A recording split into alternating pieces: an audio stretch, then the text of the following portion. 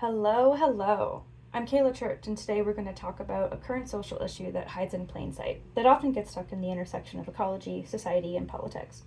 We're going to use the case of Essex Boat Harbor, Pictou County, to talk about the symptoms and root causes of environmental racism and environmental violence.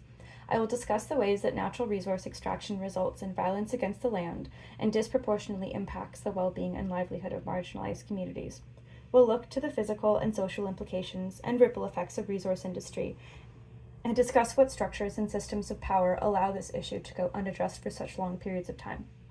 It's historic, compounding, present, ongoing, and complicated. So let's dive in. Ultimately, this is a case of industry versus environment, in addition to environmental concerns and Indigenous rights.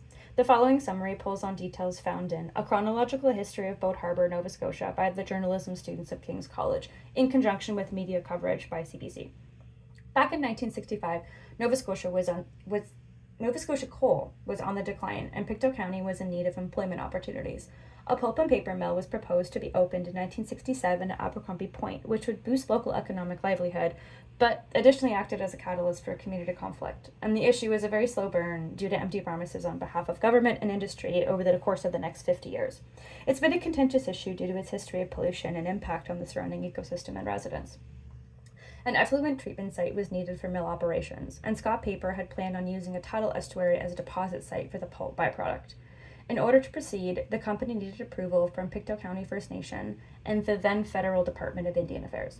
The tidal estuary and surrounding area had been home to over 400 residents in Pictou County First Nation, and had long been a place of deep cultural significance for the Mi'kmaq peoples of the Maritimes. The article put it near the Indians, Indigenous perspectives on pulp mill contaminants in their traditional territories, quotes, "It was known for its highly productive subsistence fisheries and recreational and medicinal functions. In the late 1700s, soon after the arrival of British settlers, Essex became known as Boat Harbor, a site for shipbuilding," end quote. From that same article, an interviewee claimed, quote, "It was like losing a parent, a deep connection that we had with the area," end quote. Castledon et al., 2017. The study documented stories from 10 Mi'kmaq elders about before Boat Harbor was contaminated, sharing stories of what Essex used to provide, the historical and cultural context of Pictou Landing First Nation, and the Mi'kmaq Maritime Canada, as well as how the land was changed and how it impacted human health. Initially, public meetings were held, and the PLFN residents claimed that the provincial planners and engineers lied to them, claiming Boat Harbor would not pose as a threat or toxic affair, and that the water quality of the estuary would not at all be impacted. Pictou Landing First Nation was coaxed into selling away their rights to Boat Harbor for $60,000 to compensate for loss of hunting and fishing revenue. Several articles reviewed outline how the Indigenous residents of Essex were lied to, claiming that there would be no negative impacts or contamination of the mill in any way. In 1967, the effluent treatment facility began receiving wastewater, and millions of liters of effluent were piped into settling ponds before being filtered into the Northumberland Strait. Almost immediately, the community noticed a decline in biodiversity, claiming fish were already beginning to die within 3 to 4 days. From the article, put it near the Indians, quote, "At first, there was nothing to it really, just a mill. But then we saw all the fish dying. The rabbits and the deer, they seemed to disappear. And if we did hunt one, they had strange lumps. All those swampy areas that we used to get our cranberries, all that was underwater now, and we do not even know if our medicines are good anymore. Our air is polluted, our water is polluted, our land is polluted, and they're all connected," end quote. Residents had to change their diet as they had been accustomed to for thousands of years were suddenly no longer available. Residents claimed that as the land went, their health also declined. Quote, "It was not just the rabbits getting those lumps, it was our people now too. Skin cysts and cancer, a lot of kids have breathing problems, asthma, nosebleeds, sinus headaches, and it was like that stink does something in your nose. There seems to be a lot more cancer. Growing up, we never knew what cancer was, but all of a sudden, there were so many different kinds of cancer down here. Looking at all those health problems, we cannot help but wonder if that pollution is the reason. Nothing grows there or lives there anymore, and if it did, we would not trust it. Our community has lost their trust in that food, and our connection seems to have suffered too," end quote. Castledon et al., 2017. There had been several effluent leaks over the decades, and the mill has been accused several times of releasing hazardous pollutants into the water and air, impacting the health of residents and damaging aquatic habitat. Action to address these issues has resulted in clash between the local community, environmental activists, and the government, with debates over the economic importance of the mill to the community versus its environmental impact. For the Mi'kmaq people of PLFN, the issue is deeply entwined with their rights to a clean environment and the protection of their ancestral lands. Part of the duration of this issue comes down to its complexity, as there has been ongoing discussions and negotiations aimed at finding a resolution that aligns with environmental concerns in addition to economic interests and Indigenous rights. It's important to note the divide that the rift between the mill and the neighboring community caused. The mill was a developed industry and livelihood for many residents in the area, as was the fishing industry. The CBC documentary Industry versus Environment spoke to local commercial fishermen who claimed, quote, "The health of the whole community has to come first. Keep the jobs, but there has to be a way to address the environmental health concerns," end quote. Additionally, another man claimed, quote, "They're a great employer, but I don't trust them with what's at stake. The community needs the mill, but at the end of the day, we're not jeopardizing our fishery over that," end quote. Industry versus Environment, 2019. The closure and cleanup of Boat Harbor are crucial steps towards addressing these long-standing environmental injustices and upholding Indigenous rights. The Canadian government released their statement on the Boat Harbor remediation project, announcing a partnership with Build Nova Scotia to begin addressing the cleanup of Boat Harbor. As the facility was closed by the Nova Scotia government in January of 2020, a quote from the Boat Harbor remediation project website claims, quote, "The project is undergoing a federal environmental assessment with an approval decision expected in 2023. The cleanup may begin in 2024 with an anticipated duration of 4 to 7 years. The total project cost of the cleanup is expected to exceed $300 million, end quote. Boat Harbor Remediation Project, ND. The plan is proposed to address removal of contaminated sediment from the bottom of the harbor, containing contaminated materials, remediating nearby wetlands, monitoring all environmental impacts through the project, removal of mill infrastructure, and then building a new bridge at Highway 348. A short documentary released by Pictou Landing First Nation on reclaiming Isaac claims that there are twinges of hopefulness, but residents are haunted by the history of empty promises and the lack of urgency. Elders don't necessarily believe it's going to happen. The people of PLFN are angry, sad, and hurt. You feel detached from their local ecosystems, but some do have faith.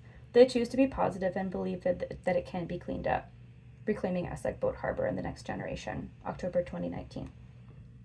Okay, so for my analysis, I think it's important here to look at the conditions of possibility that allowed the mill to be sited where it was in the first place.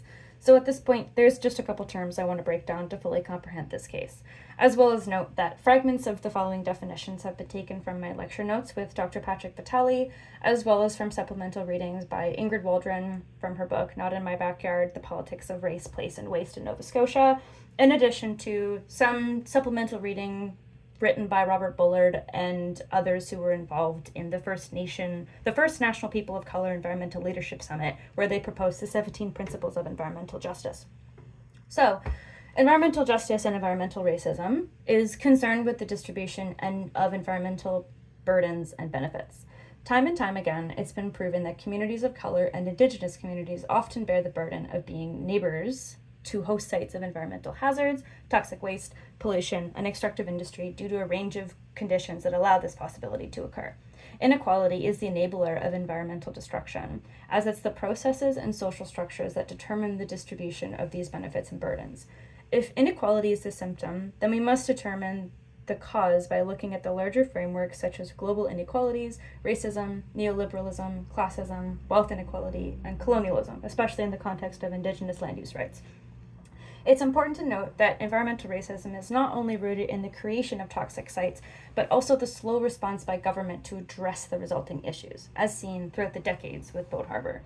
Through the colonial lens, the nation of Canada was built on the displacement and destruction of Indigenous peoples. This agenda is still present, tied into policy structures and governing institutions. Indigenous communities are seen as being in the way of the land, and marginalized communities continue to be seen as disposable and their lives devalued. These policies, structures, and institutions can be viewed as mechanisms of dispossession, and the processes of occupying land is not over, but constant.